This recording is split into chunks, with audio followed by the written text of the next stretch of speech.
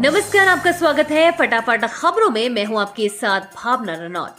आज हम लेकर आए हैं उत्तराखंड के हर छोटे बड़े शहर की सबसे तेज और ताजा खबरें। तो चैनल को सब्सक्राइब कीजिए और वीडियो कहां से देख रहे हैं कमेंट बॉक्स में जरूर बताएं।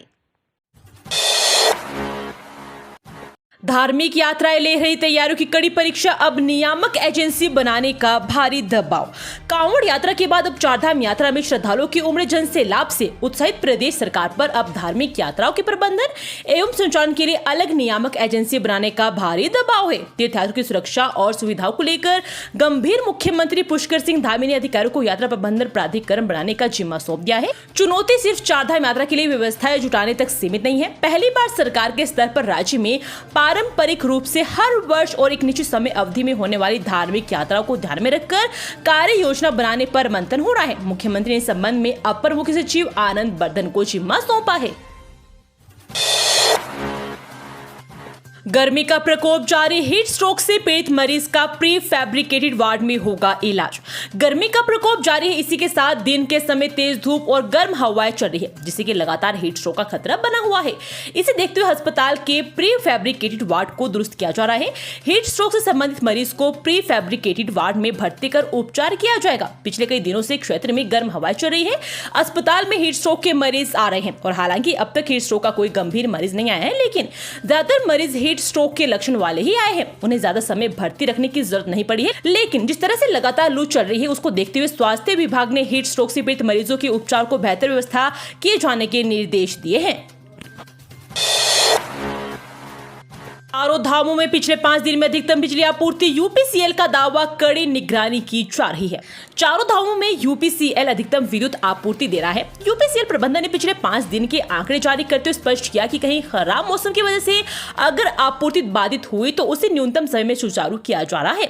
यूपीसीएल के प्रबंधन निदेशक अनिल कुमार ने बताया, चारधाम यात्रा के मद्देनजर विद्युत आपूर्ति की कड़ी निगरानी की जा रही है। यूपीसीएल की स्पेशल टीमें चारों धामों में निर्बाध आपूर्ति सुनिश्चित करने के लिए तैनात है। प्रदेश के 3000 किसान पॉली हाउस लगाने के लिए तैयार, अब मंजूरी का है इंतजार। बेमौसमी सब्जी और पुष्प उत्पादन को बढ़ावा देने के लिए 3000 से अधिक किसान ने पॉली हाउस लगाने के लिए तैयार है। इसके लिए जिला स्तर पर किसानों ने पॉली हाउस के लिए आवेदन किया है। इन किसानों को उद्यान विभाग से मंजूरी मिलने का इंतजार है। प्रदेश में उद्यानिकी फसलों की संरक्षित खेती को बढ़ावा देने को लेकर प्रदेश सरकार ने पिछले साल मुख्यमंत्री पॉली हाउस योजना लागू करने का निर्णय लिया था, लेकिन 1 साल बाद भी योजना धरातल पर नहीं उतरी है। सभी जिलों से अब तक 3000 से अधिक किसानों ने पॉली हाउस लगाने के लिए आवेदन किया है, जो उद्यान विभाग से आवेदनों को मंजूरी मिलने का इंतजार कर रहे हैं। उत्तराखंड वन विकास निगम में करोड़ों का घोटाला आया सामने, घपले में 2 कर्मचारी निलंबित। उत्तराखंड राज्य वन विकास निगम ने लाल कुआं डिपो 4 और 5 में करोड़ों के घपले का मामला 16 मई को अमर उजाला में प्रमुखता से प्रकाशित होने के बाद निगम ने डिपो के 2 कर्मचारियों को निलंबित कर दिया गया, जबकि वन मुख्यालय ने प्रभागी विक्रय प्रबंधक को आरोप पत्र दिया है। वन विकास निगम की विशेष ऑडिट रिपोर्ट में लकड़ी की अवैध निकासी, गबन और वित्तीय अनियमितता का मामला सामने था। रिपोर्ट में कहा गया है कि अभिलेखों की जांच के दौरान पाया गया कि लेजर तैयार करने में नियमों का पालन नहीं हुआ है और यह भी पाया गया कि लाट का मूल्य जीएसटी की खतौनी में लाट संख्या का उल्लेख नहीं है। घर बैठे सामान खरीदने वाले सावधान, दबे पांव घुसा फेरी वाला 2.5 साल की बच्ची को बनाया शिकार। बैग बेचने के बहाने वीरान घर देकर आरोपी दबे पांव घुसा और मासूम बेटी का मुंह दबाकर गोद में लेकर भागने लगा। इसकी खबर जब लोगों को लगी तो उन्होंने उसे दौड़ा लिया। खुद को घिरता देख आरोपित मासूम को पटक कर भागने लगा, लेकिन लोगों ने तत्परता दिखाते हुए उसे दबोचकर पुलिस के हवाले कर दिया। पुलिस ने आरोपित के विरुद्ध अपहरण का मुकदमा दर्ज कर कोर्ट में पेश किया, जहां से उसे जेल भेज दिया गया है। आदर्श इंदिरा बंगाली कॉलोनी निवासी शीला बड़ोई पत्नी मंगल बड़ोई ने पुलिस को तहरीर देकर बताया कि वे और उसकी पति मजदूरी कर परिवार का भरण पोषण करते हैं। नोक के बावजूद आम पकाने में इस्तेमाल किया जा रहा खतरनाक रसायन, बिगड़ सकती है आपकी सेहत। गर्मियों को आम का मौसम भी कहा जाता है। लोग इस मौसम में जमकर आम का लुत्फ उठाते हैं, लेकिन आम सेहत भी बिगाड़ सकता है। भारतीय खाद्य सुरक्षा एवं मानक प्राधिकरण ने हाल ही में आम को पकाने के लिए इस्तेमाल किए जाने वाले कैल्शियम कार्बाइड का उपयोग करने को लेकर चेतावनी जारी की है। बता दें कि फलों को पकाने के लिए कैल्शियम कार्बाइड के इस्तेमाल पर रोक है, लेकिन इसका धड़ल्ले से इस्तेमाल होता है और ऐसे में अब FSSAI ने राज्य को नियम का उल्लंघन करने वालों के खिलाफ कड़ी कार्रवाई के निर्देश दिए हैं। डिजाइन पर पत्नी इतनी गुस्साई कि पति और सास की कर दी पिटाई, पहले कॉलर खींचा फिर नाखून से नोच डाला। किचन निर्माण के डिजाइन को लेकर पति पत्नी का इतना झगड़ा हुआ कि वो थाने तक पहुंच गया। पीड़ित पति की रिपोर्ट पर पुलिस ने उसकी पत्नी और साले के खिलाफ मुकदमा पंजीकृत कर दिया है। पुलिस मामले की जांच में भी जुट गई है। धारानोला क्षेत्र पति पत्नी के बीच लड़ाई, सड़क पर उतर गई। पीड़ित पति पंकज कुमार ने थाने में अपनी पत्नी सवेती दत्त और साले अमित दत्त के खिलाफ रिपोर्ट दर्ज कराई। पीड़ित पंकज कुमार ने बताया कि बीती रात खाना खाते वक्त मेरी और मेरी पत्नी सवेती दत्त ने किचन निर्माण के डिजाइन को लेकर बहस हो गई थी। गैरसैंण बछुआ बाण मोटर मार्ग पर हुआ दर्दनाक हादसा, बाइक खाई में गिरने से बच्चे की मौत। गैरसैंण बछुआ बाण मोटर मार्ग पर बाइक के खाई में गिरने से एक बच्चे की मौत हो गई, जबकि अन्य व्यक्ति गंभीर रूप से घायल हो गया। घायल को प्राथमिक उपचार के बाद रेफर कर दिया गया है। मिली जानकारी के अनुसार बछुआ बाण निवासी हेमंत सिंह पुत्र सुरेंद्र सिंह और ओजस्विन बछुआ बाण से कंडारी खोड़ जा रहे थे। इसी दौरान बछुआ बाण से 8 किलोमीटर दूर बाइक करीब 40 मीटर खाई में गिर गई, जिसमें 12 साल के ओजस्विन की मौत हो गई, जबकि गंभीर रूप से घायल हेमंत को CHC चौखुटिया से हायर सेंटर भेज दिया गया है।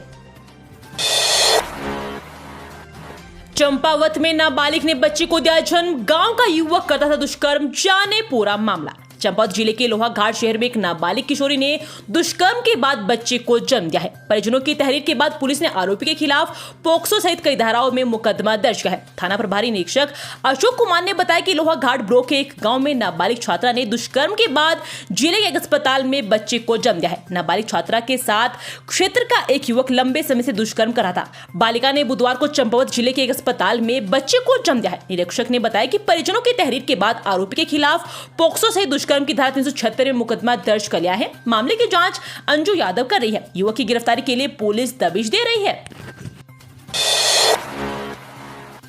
जेल में भेजे जाएंगे बनभूलपुरा हिंसा के आरोपी, इस अनहोनी का है डर, पुलिस को मिले हैं इनपुट। बनभूलपुरा के आरोपी में से मुख्य आरोपियों को हल्द्वानी जेल से दूसरी जेल भेजा जा सकता है। पुलिस को खुफिया इनपुट मिले हैं, जिसमें बताया गया है कि इनके हल्द्वानी जेल में रहने से जेल और हल्द्वानी की शांति में प्रभाव पड़ सकता है। उधर हल्द्वानी जेल बनभूलपुरा से नजदीक होने के कारण यहाँ मिलने वालों का तांता लगा रहता है। बनभूलपुरा हिंसा को 3 माह से अधिक समय गुजर चुका है और इस हिंसा के आरोप में अब तक 107 लोगों को गिरफ्तार किया जा चुका है। इन बंदियों को नैनीताल जिला कारागार और हल्द्वानी उप कारागार में रखा गया है। इसमें से अधिकांश हल्द्वानी जेल में ही है। हल्द्वानी जेल बनभूलपुरा से नजदीक होने के कारण यहाँ इनसे मिलने वाले भी अधिक आ रहे हैं। काम की खबर, नैनीताल घूमने वालों के लिए नया अपडेट, अब कमरे के लिए नहीं भटकना पड़ेगा इधर उधर जाने कारण। अगर आप गर्मी से बचने और सुहावने मौसम में यादगार पल कैद करने के लिए नैनीताल आने का प्लान कर रहे हैं तो आपके लिए अच्छी खबर है। आपको नैनीताल आने के बाद इधर उधर कमरे के लिए नहीं भटकना होगा। नैनीताल के प्रवेश द्वार से ही होटलों व होम स्टे में कमरे की बुकिंग कर सकेंगे। होटल एंड रेस्टोरेंट एसोसिएशन की पहल, शहर के प्रवेश द्वार में पर्यटन विभाग में पंजीकृत होटलों व होम स्टे के नाम पर मोबाइल नंबर की लिस्ट लगाई जाएगी ताकि सैलानी आसानी से बुकिंग कर सके। दरअसल जैसे जैसे तराई भाबर में गर्मी बढ़ती है तो देश के विभिन्न प्रांतों से यहाँ सैलानी पहुंचे हैं।